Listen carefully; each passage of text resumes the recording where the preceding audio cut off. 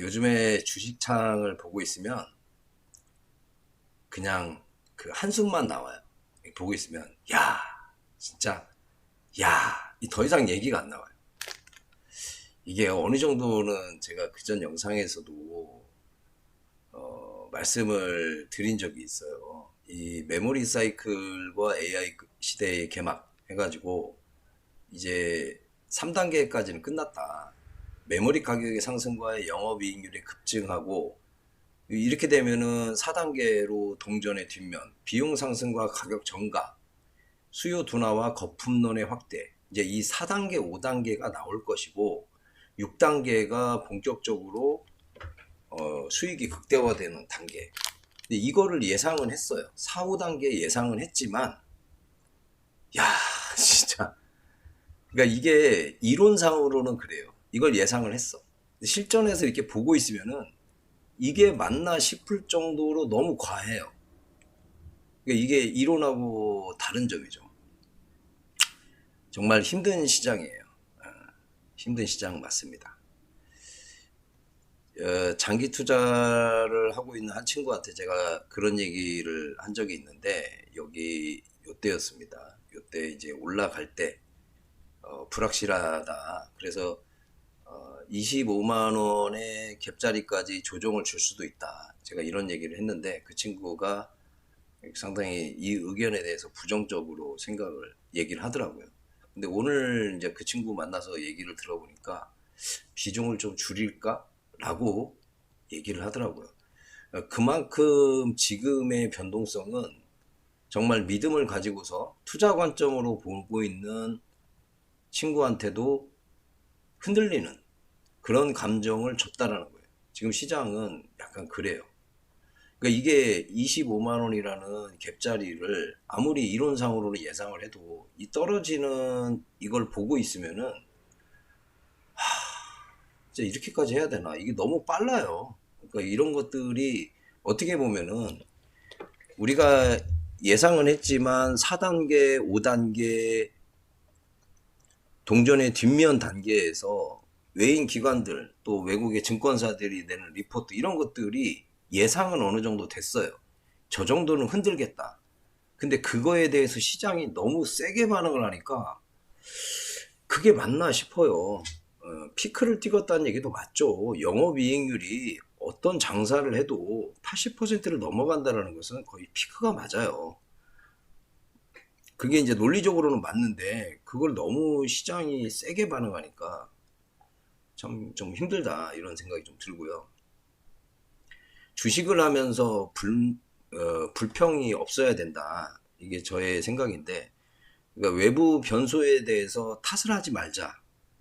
뭐 공매도가 뭐 기울어진 운동장이 우리가 예전에 가장 많이 했던 얘기가 그 얘기인데 그런 것도 그냥 탓을 하는 거잖아요.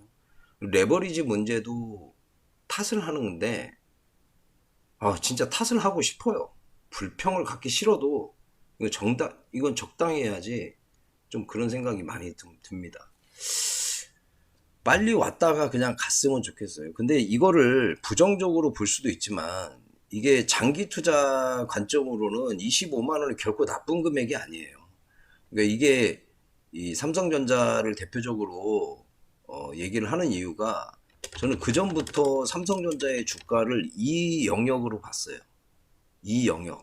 지금 나오는 변동성이 차이는 있지만 이렇게 흘러가는 게 가장 좋지 않을까라는 게 그냥 저의 생각이에요. 왜냐면 이 6단계의 공급 확대와 가격 안정을 가져가려면은 공급량을 늘려야 돼요. 근데 공급량을 늘리는 데는 시간이 걸리죠. 예를 들면 공장을 건설하고 하는데 2, 3년 걸린단 말이에요.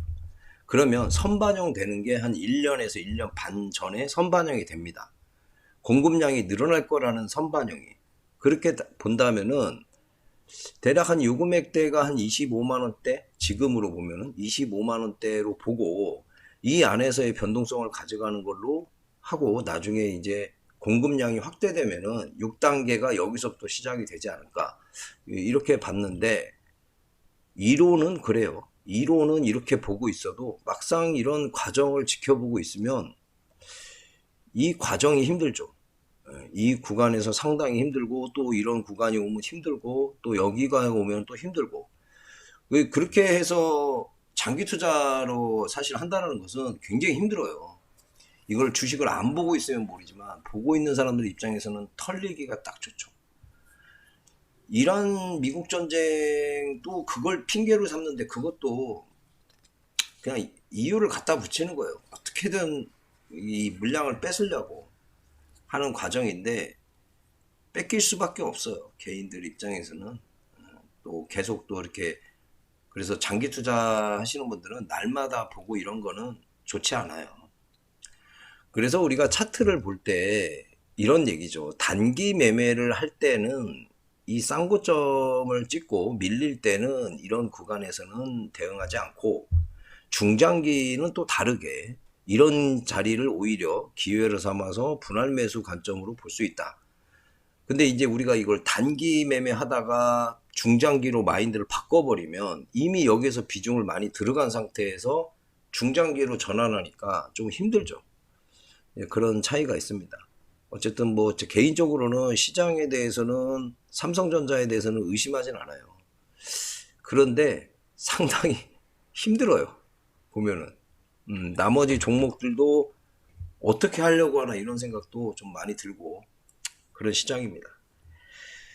자, 우리 구독자님께서 그래서 뭐 지금 오늘 같은 경우에 느낌이 좀 마지막 아닐까 싶기도 하고요. 뭐 제가 25만 원이라고 얘기했지만 이거 금액을 맞추기보다는 오늘이 하락의 단기 하락의 저점이기를 바랍니다. 이렇게까지 밀었으면은 또 내일 정도에는 또 강한 상승이 나오지 않을까라고 기대를 하고요. 일단 말씀드릴 거는 삼성전기를 여쭤보셨는데요. 이것도 삼성전자하고 똑같은 관점이죠. 우리가 돌파 매매로 본다면 오른쪽 어깨를 짚고 올라설 때 해야 돼요. 그런데 이게 애매한 게 뭐냐면 여기까지는 괜찮아요. 너무 이쁘잖아요.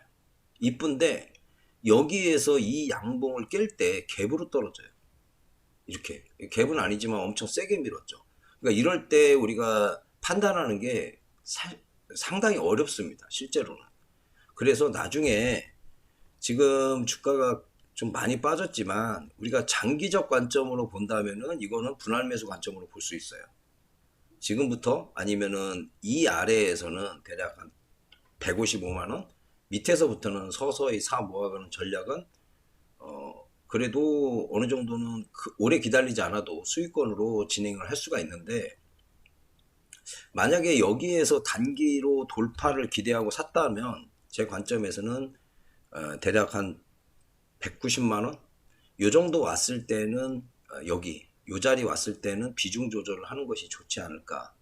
그러니까 이게 단타냐 중장기냐에 따라서 완전히 다른 거예요.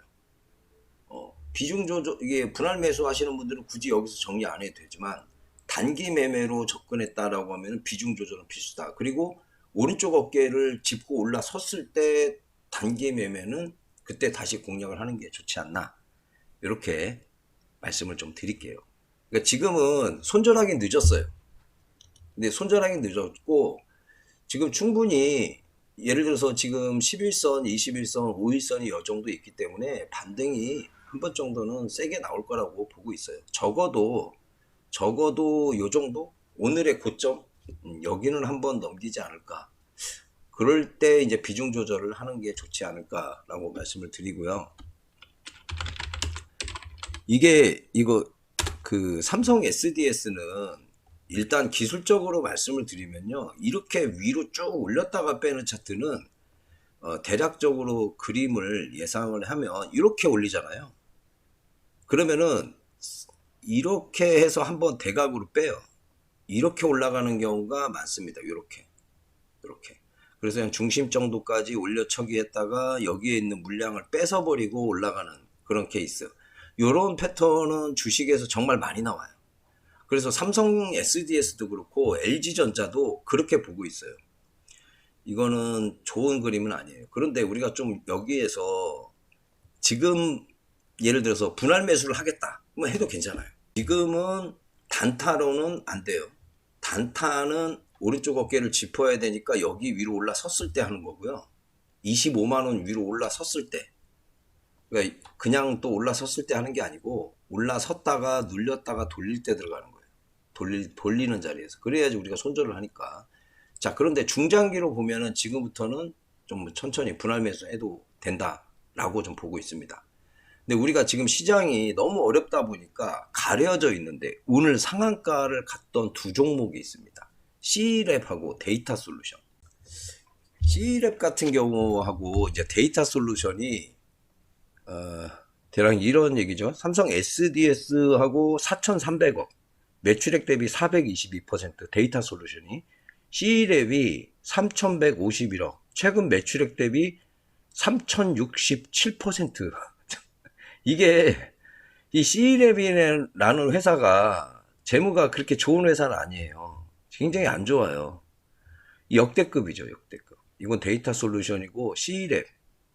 C랩 보면은 뭐 23년도에 37억 적자, 24년도에 91억 적자, 25년도에 적자, 올 1분기 적자.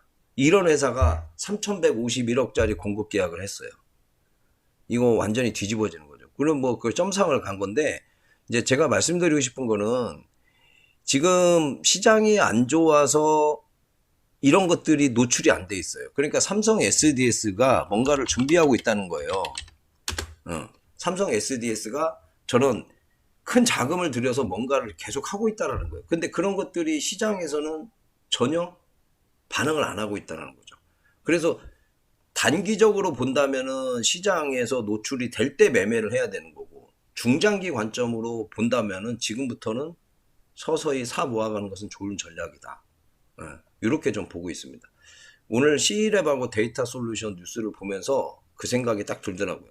아, 뭔가를 하고 있구나. 근데 전혀 시장에서는 먹거리가 못 되는구나. 이런 것들이 노출이 되는 순간이 멀지 않았구나. 그래서 빨리 하이닉스도 상장을 끝내야 되고, 삼성전자도 25만 원을 찍든 26만 원을 찍든 빨리빨리 조정을 끝내고 반등을 줘야지, 반등 구간에서 저런 뉴스들이 먹거리로 시장에 작용을 할 거다라고 보고 있습니다. 그래서 삼성 SDS는 그렇게 분할 매수, 삼성전기 같은 경우는 단기로 하셨으면은 올라갈 때 비중 조절을 해야 되고,